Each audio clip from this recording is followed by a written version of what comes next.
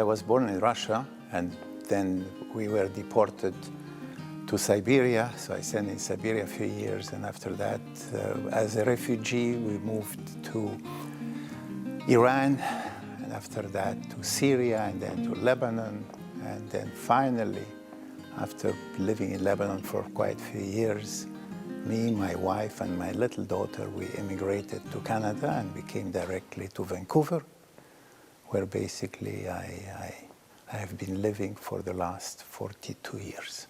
When we first arrived to Canada, first of all, it was a shock in terms of different values, different ways of living. Compared to the Middle East, the Canadians were at that time very cold, and it took a little bit of adjustment to create new friends and have contacts and fit into the society. I got no help. I came here with money and with education, and I came here as an immigrant, and I really, perhaps the help that I got was the support from the Russian community.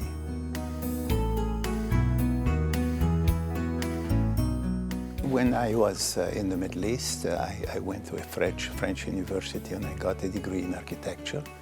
And then I opened my firm there, and I practiced for a few years. And then when I came to Canada, I went to UBC to get a master's.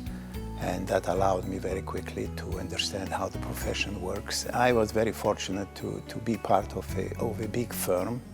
I managed to become a partner quite rapidly. The two big jobs that I can remember as being the most colorful and significant is the Vancouver Aquarium. I did for 20 years work at the aquarium with all the expansion and the novelty that were introduced. And the second one perhaps is the St. Paul Hospital, which is really the big wing, which is the Providence wing. When I talk about refugees, certainly I was a very small boy, and I was extremely, at least my mother was very grateful to the fact that there was an organization that was willing to provide us with shoes and food. And basically when we left Russia, we had no shoes. The support that we got at that time versus the support that immigrants get when they come to Canada. Certainly Canada is much more generous and much better organized. And from a small organization where we had a dozen of people to an organization where we have over 250 employees, it's certainly an unbelievable change. The community really realizes that it was a needed service, and it's provided in a very professional way. Smarten up and learn as quickly as you can the language and the culture, and fit into the system to enjoy and participate in the life and what is around them, and take advantage of it as well as contribute as much as possible.